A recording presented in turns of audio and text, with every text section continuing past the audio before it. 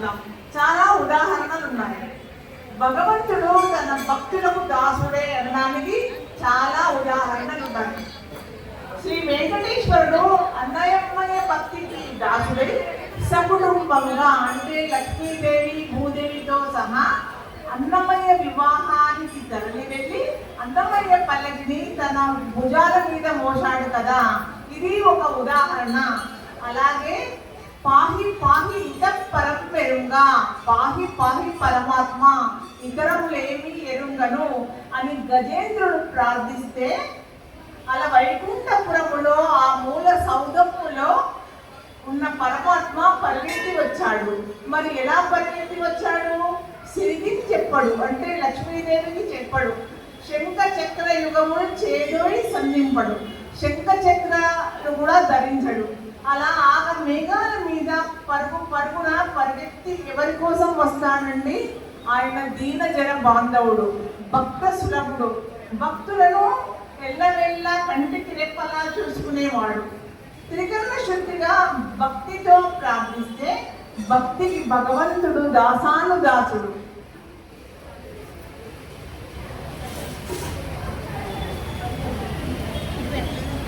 భక్తుడు భగవంతుని దాసుడైతే భగవంతుడు భక్తుని దాసుడు కనుక సంపూర్ణమైన విశ్వాసంతో ఆ భగవంతుణ్ణి ఆరాధిస్తే సాక్షాత్తు ఆ భగవంతుడే నీకు ప్రభువుతాడు, దాసుడవుతాడు, స్నేహితుడవుతాడు, ప్రేమికుడవుతాడు, నీ చెంతకు వచ్చి తీరుతాడు.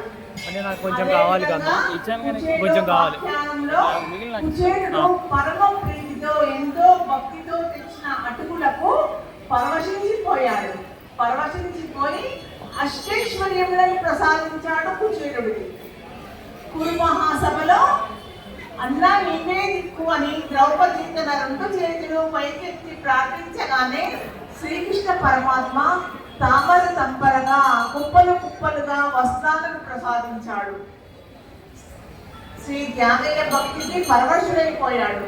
శ్రీ త్యాగయ్య భక్తికి పరవశుడైన శ్రీ సీతారామచంద్రుల వారు లక్ష్మణ స్వామి ఆంజనేయ స్వామి సమేతంగా అందరూ కలిసి శ్రీ త్యాగయ్య ఇంటికి వెళ్ళి విందారయించారు కదా. శ్రీ రామదాసు భక్తికి దాసుడయ్యాడు. శ్రీ రామదాసు భక్తి మనకు తెలిసిన విషయమే. అతని కుమారుడు చనిపోతాడు. అలా రామదాసు కుమారుడు చనిపోతే రామదాసు కుమారుణ్ణి తిరిగి బ్రతికించాడు. చక్రధారి గోరఖ్నాథ్ తన రెండు చేతులను తొలగించుకోగానే స్వయంగా పాండురంగడే వారి ఇంటికి చేరి వారికి ఎన్నో సేవలు అందించాడు. చక్రధారి కుమారుడు కూడా చనిపోతాడు. చక్రధారి కుమారుడు చనిపోతే అతని కుమారుడిని కూడా తిరిగి బ్రతికిస్తాడు పరమాత్ముడు. ఈ స్తంభములో నీ విష్ణువు ఉన్నాడా అని హిరణ్యకశిపుడు అడుగగా ఖచ్చితంగా ఉన్నాడు అని చెప్పి ప్రహ్లాదుడు ప్రార్థించగానే తన భక్తుని మాట కోసం, తన భక్తుని మాట నిలబెట్టడం కోసం ఎలా వచ్చాడు? స్వామి స్తంభం నుండి బయటకు వచ్చాడు. వచ్చి హిరణ్యాక్షుని సంహరించాడు. నరసింహస్వామి అవతారంతో స్తంభం నుండి బయటకు వచ్చి హిరణ్యకశిపుని సంహరించాడు. శ్రీ తులసీదాసు భక్తికి తులసీదాసు తల్లి దగ్గర రామయ్య వీపు వాతలు పడేలా దెబ్బ తిన్నాడట. వైరభక్తి పరాకాష్ఠకు, వైరభక్తి అంటే శత్రుత్వ భక్తి. భగవంతుడితో శత్రుత్వం పెట్టుకున్న వారు కూడా నిరంతరము శత్రుత్వంతో భగవంతుని నామస్మరణ చేస్తూనే ఉంటారు. అలాంటి వారికి కూడా మోక్షం ఇచ్చాడు. భక్తితో కలిసిన నామస్మరణ చేసినా, వైరభక్తి చేసినా, మూఢభక్తి చేసినా, ఏ భక్తి చేసినా భగవంతుడు కరుణిస్తాడు. అలా వైరభక్తి పరాకాష్ఠకు నిదర్శనం ఎవరు అంటే హిరణ్యకశిపుడు, హిరణ్యాక్షుడు, జరాసంధుడు, కంసుడు, శిశుపాలుడు, రావణాసురుడు వీరందరూ శత్రుత్వ భక్తితో మోక్షాన్ని పొందారు. మరి మూఢభక్తికి నిదర్శనంగా తిన్నడు అంటే కన్నప్ప. తన కాలి చెప్పుతో శివలింగంపై ఉన్న నిర్మాలిన్యాన్ని తీయగా శివలింగం కంటి వెంట నీరు కారడం చూసిన కన్నప్ప తన కన్నును తీసి శివలింగానికి పెడతాడు. అలా పెట్టిన వెంటనే శివలింగం రెండో కన్ను నుండి కూడా నీరు కారడం చూసిన కన్నప్ప తన రెండో కన్నును పెట్టడానికి కన్ను గుర్తు కావాలి కదా, ఒక కన్ను తీసి పెట్టేశాడు, ఇంకో కన్ను గుర్తు కావాలని గుర్తు కోసం మూఢభక్తి. అది తప్పు అని, ఇది తప్పు, ఇది చేసి తప్పు అని తెలియని మూఢభక్తి.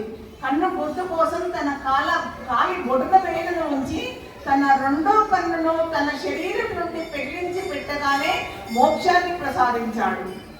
సతీ సక్కుబాయి పండరిపురం వెళ్తే ఆ పాండురంగనే సతీ సక్కుబాయి వేషంలో అత్తవారింటికి వెళ్ళి అత్తగారి చేత ఎన్నో చివాట్లు తినుకుంటూ వారికి సేవలు చేశాడు. ఇలా మనం చెప్పుకుంటూ వెళ్తే ఎన్నో నిదర్శనాలు ఉన్నాయి. ఒక విషయం ఆలోచించండి, పైన ఉదాహరించిన వారందరూ మానవ మాత్రులే కదా, వారందరూ మానవులే కదా, మరి మనము కూడా మానవులమే కదా. మరి వారికి మనకు ఎక్కడ ఉంది తేడా? వారికి పలికిన భగవంతుడు మనకెందుకు పలకడు? ఎందుకు మాట్లాడడు? ఎవరి కోసం పలుకుతాడండి? ఆయన దీనజన బాంధవుడు. ఎవరి కోసం మాట్లాడతాడు? మనకు అటువంటి భక్తి లేదు, అటువంటి భక్తి పారవశ్యం లేదు. అటువంటి భక్తి ఉంటే, అటువంటి భక్తి పారవశ్యం ఉంటే భగవంతుడు మనతో కూడా మాట్లాడతాడు, మనకు కూడా సేవ చేస్తాడు, మన ఇంటికి కూడా వచ్చి మనకు అన్ని వేళలా కోరికలను తీర్చి అన్ని సౌకర్యాలను ప్రసాదిస్తాడు. మనకు అటువంటి భక్తి ఉండాలి, అటువంటి భక్తి పారవశ్యం ఉండాలి. సతీ అనసూయకు ఎన్నో పరీక్షలు పెట్టాడు. ఎన్నో పరీక్షలు పెట్టి ఆమెకు త్రిమూర్త్యాత్మకుడైన దత్తాత్రేయుని ప్రసాదించాడు కదా. తర్వాత శ్రీకృష్ణుడు తన గురువు యొక్క పుత్రుడు చనిపోయాడు. తన గురువు యొక్క పుత్రుడు చనిపోతే శ్రీకృష్ణుడు గురువు పుత్రుడిని కూడా తిరిగి బ్రతికించాడు. అసలు దాస్యం అంటే ఏమిటి? సేవ అంటే ఏమిటి? దాస్యం ఎలా చేయాలి, సేవలు ఎలా చేయాలి తెలుసుకుంటే, అలా చేస్తే భగవంతుడు మనకు దాసుడు అవుతాడా లేదా అనే విషయం మనకు తెలుస్తుంది. యమధర్మరాజు రూపంలో నచికేతుడికి ఆత్మజ్ఞానం ప్రసాదించాడు, భక్త శిర్యాలను బ్రతికించాడు. మహాభారతంలో పాండవుల పురోహితులైన శ్రీ దౌమ్యుల వారు, ఓ ధర్మరాజా, మీరింతవరకు అందరితో సేవలు చేయించుకున్న వారే కానీ ఎవరికి సేవలు చేసిన వారు కాదు. కానీ మీరు విరాట రాజు కొలువులో సేవకు వృత్తి, దాస్య వృత్తి చేయాలి, సేవ చేయాల్సి ఉంది. సేవా దాస్యము అంటే ఏమిటి? ఒక తల్లి తన బిడ్డకు ఏ పనులు చేస్తుంది? బిడ్డ అడిగితేనే చేస్తుందా? లేదు కదా. ఏది తన బిడ్డకు అవసరమో అవి చేస్తుంది. తల్లికి తెలుసు, స్నాన పానాదులే కాదు, ప్రతి చిన్న విషయాన్ని జాగ్రత్తగా గమనిస్తూ తల్లి బిడ్డను కంటికి రెప్పలా చూసుకుంటుంది కదా. సేవలు అంటే ఆ విధంగా ఉంటాయి అని పాండవుల పురోహితులైన శ్రీ దౌమ్యుల వారు పాండవులకు వివరించారు. మిత్ర నారాయణుడికి, ముళ్లకు, మీరాబాయికి, గోపికలకు, ఇలా ఎంతో మందికి మోక్షాన్ని ప్రసాదించాడు ఆ మహావిష్ణువు. పూర్వ కర్మ ఫలమున ఎన్నో కష్టాలు అనుభవించిన రంతి దేవునికి, సత్యహరిశ్చంద్రుడికి కూడా దక్షిణ భాగ్యం కలిగించాడు, వారిని కూడా కాపాడాడు. బలిచక్రవర్తి భక్తికి మెచ్చాడు. బలిచక్రవర్తికి భక్తికి మెచ్చి పాతాళ లోకంలో బలిచక్రవర్తికి పాలకుడిగా ఉండి సేవలు అందించాడు. విఠలా విఠలా అంటూ ఆ పాండురంగన్ని మనసారా స్మరించిన భక్త రామదాసును అనుగ్రహించి బొందితోనే పుష్పక విమానంలో స్వర్గానికి పంపించాడు. అలా మనము కూడా భగవంతుడికి త్రికరణ శుద్ధిగా అంటే మనం చేసే పని, చెప్పే మాట, మనసులో చేసే ఆలోచన ఒకటిగా ఉండడం, ఆ విధంగా త్రికరణ శుద్ధిగా ఉండి పంచేంద్రియాలను ఒకటి చేసి తపనతో, ఆర్తితో, ఆర్ద్రతతో దాస్యం చేస్తే, శరణాగతి సేవ చేస్తే భగవంతుడు మనకు దాసుడు అవడం ఖాయం. భగవంతుడు మనకు దాసుడు అవడం మాట ఉంచి అసలు ఆ విధంగా చేస్తే భగవంతుడు మనను ఎల్లవేళలా రక్షించి కాపాడుతాడు, మన కోరికలన్నీ తీరుస్తాడు, చివరికి మనకు మోక్షాన్ని ప్రసాదిస్తాడు. కాబట్టి మనము మనస్ఫూర్తిగా చేయాలి. ఏ పూజ చేసినా దిక్కులు చూడకుండా, మాటలు మాట్లాడకుండా, పూజ సమయంలో వేరే విషయాలు చర్చించకుండా మనస్ఫూర్తిగా చేస్తే దానికి మంచి ఫలితం వస్తుంది. భగవంతుడు భక్తునికి దాసుడు, భక్తుడు భగవంతునికి దాసుడు అని మనం ఇప్పుడు కొన్ని ఉదాహరణలతో సహా తెలుసుకున్నాం కదా. మరి దివ్యమైన జీవితం అంటే ఏంటి? దివ్యమైన జీవితం అంటే ఏమిటి? మనం జీవించాల్సింది దీర్ఘ జీవితం కాదు. దీర్ఘమైన జీవితం జీవించి ఏమీ ప్రయోజనం లేదు. దివ్యమైన జీవితం జీవించాలి. చాలా మంది ఆరోగ్యం కోసం రకరకాల వ్యాయామాలు చేస్తూ ఉంటారు, రకరకాల వ్యాయామాలు చేస్తూ ఏవోవో బలాన్ని ఇచ్చే ఆహార పదార్థాలన్నింటినీ తాగుతూ ఉంటారు.